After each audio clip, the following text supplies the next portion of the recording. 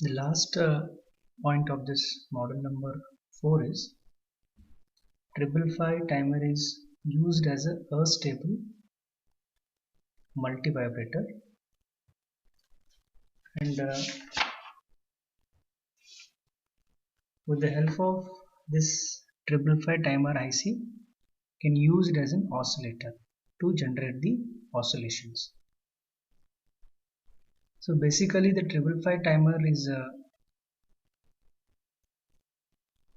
connected in its bistable mode, and it is used to produce a flip-flop type of switching action. Whatever the 555 timer IC is produced, so that signals are in the flip-flop type of switching actions like on type or on state signal and off state signal. So it means it is used to generate the square wave type of signals.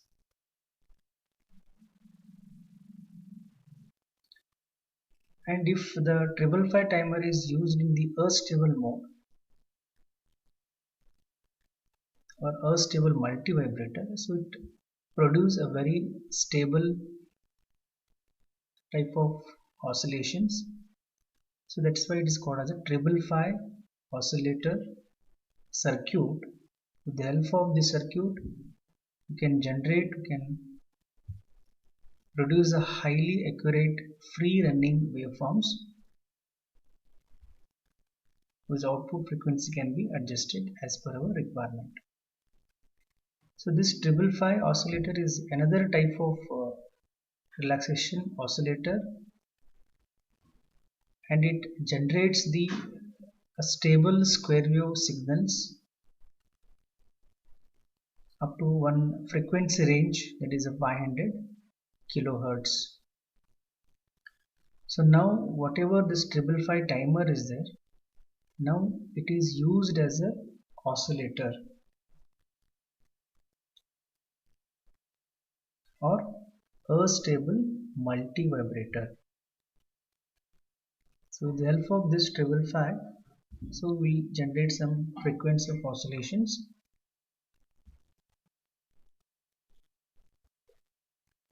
So that now we'll go to this circuit of the 555 timer is used as a stable multi-vibrator or oscillator.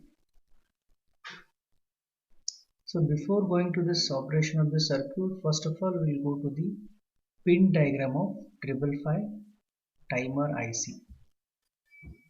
555 timer IC. So this 555 IC is total having 8 pins. So pin number 1 is grounded. Pin number 2 is trigger pin. Then pin number 3 is output. Pin number 4 is reset. Pin number 5 is control voltage. Pin number 6 is threshold. 7 is discharge, and pin number 8 is VCC.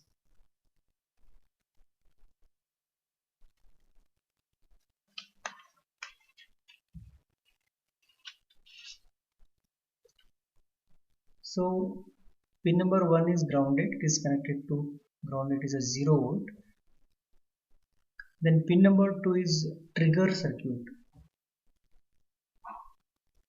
So triggering means, so with respect to the capacitor voltage across, that is VC, so the output will be changes its states or trigger its states from low level to high level or high level to low level. Okay, for this reason we are using this pin number 2. Triggering means changes its state from one state to 0 state or 0 state to 1 state.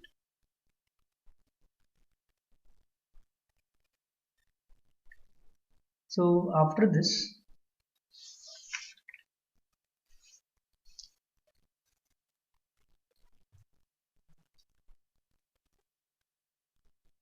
the register R1 and R2. So in between discharge pin we are using register R1 and R2, and we are applying the supply voltages from 5 volt to 15 volt range,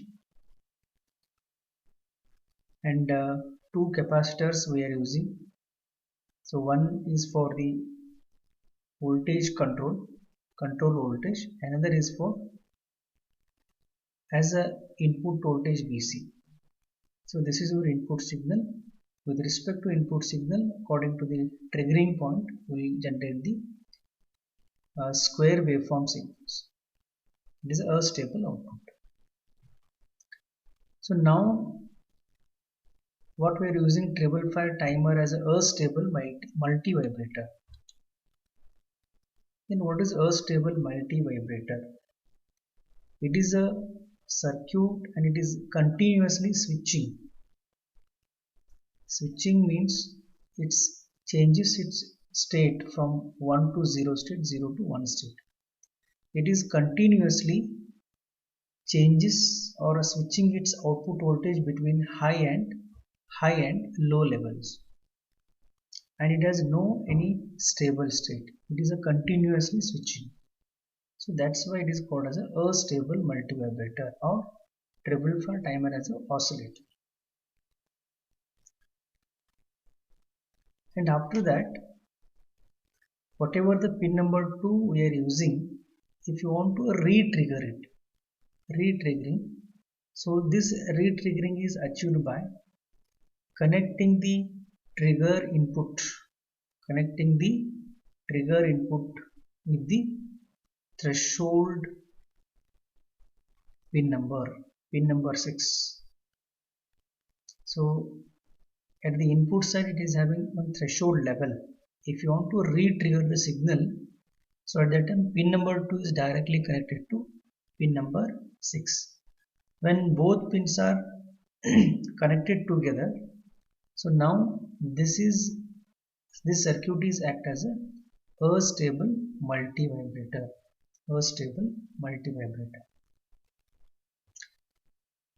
And already told that it is a treble 5 oscillator is having any no stable state. It is continuously switching from one state to another state. And one more thing, whatever the resistor R1 and R2, they are connected to the discharging pin, discharging input. So whenever you want to discharge the capacitor, or when the capacitor is discharging, that is with the help of resistor R1 and R2. And whatever the pin number 2 and 6 connected together, so this connection will allows a re-triggering on each and every cycle of the input as well as the output, and it allows it to free running oscillator. Free running means as is convenient it can operate,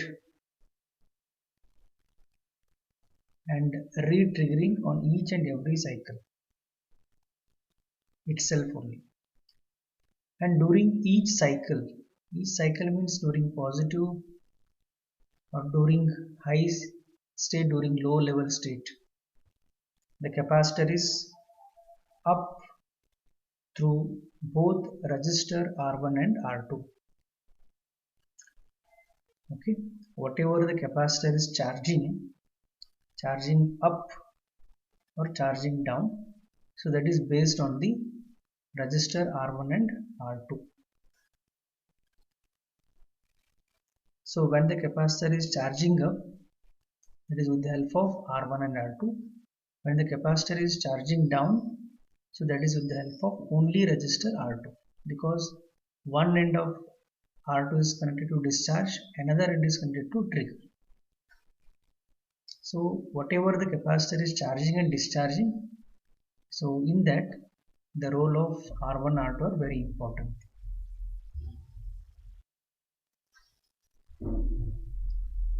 And in the capacitor charging and discharging condition of C1, the capacitor is charging up to 2 by 3 into VCC, 2/3 of VCC.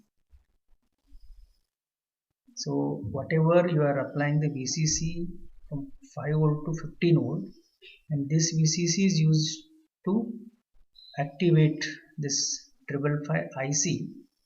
So whatever in between you are applying the VCC voltage, so capacitor is charging from 0 level to 2 by third level of VCC, to third level of VCC. So that level, that limit is called as the upper comparator limit. So when the capacitor is charging from 0 to 2 by 3 level of VCC, so at that time the time period is given T1. The time period T1 is given by this equation 0.693 into R1 plus R2 into capacitor C.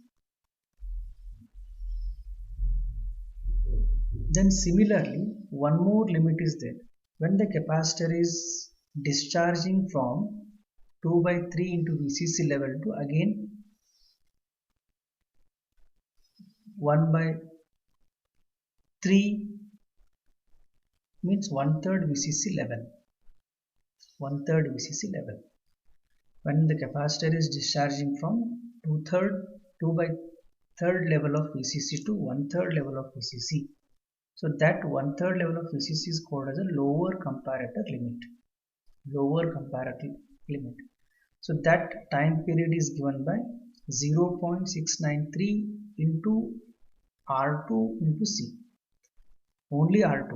When capacitor is discharging, so at that time the role of R2 is only important, because R2, one end of R2 is connected to discharge point, another end of R2 is connected to triggering point. Okay, and whatever this charging and discharging from upper comparator limit to lower comparator limit, and this result gives the whatever the VCC voltage level are equal to minus 1.5 volt, minus 1.5 volt.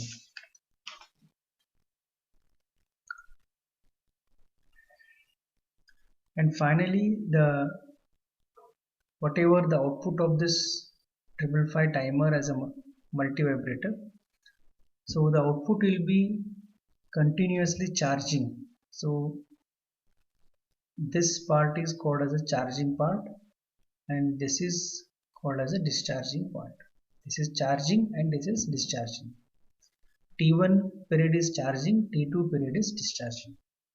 The output will continuously charging and discharging between 2 by 3 into VCC to 1 by 3 into VCC until the power supply is removed. Means until the VCC is removed, so this output is continuously charging and discharging and gives the output. And after that, if you consider one full cycle, the total time period, both positive and negative half cycle, it gives T1 plus T2. So after addition, the total time period is 0.693 into R1 plus 2R2 into C. Actually, our aim is to calculate the frequency of the oscillation, that is F is equal to 1 upon T. So from this equation we can calculate how much frequency of oscillation is generated from this 555 timer. Okay, and with respect to frequency you can also calculate the duty cycle. The duty cycle is given by T on by T off plus T on. So R1 plus R2 divided by R1 plus 2R2. So it is measured in terms of percentage. If both R1 is equal to R2, if both are equal, then its duty cycle will be 2:1 ratio. 2:1 ratio, that is 66% is on state and 33% is off state time with respect to the period. Okay, so like this, whatever the input signal, that is voltage across capacitor we are applying. So with respect to that, the output signal is generated in the square waveform, and especially this timer is used to generation of this square wave signal, and also it is used in the voltage controlled oscillator circuit.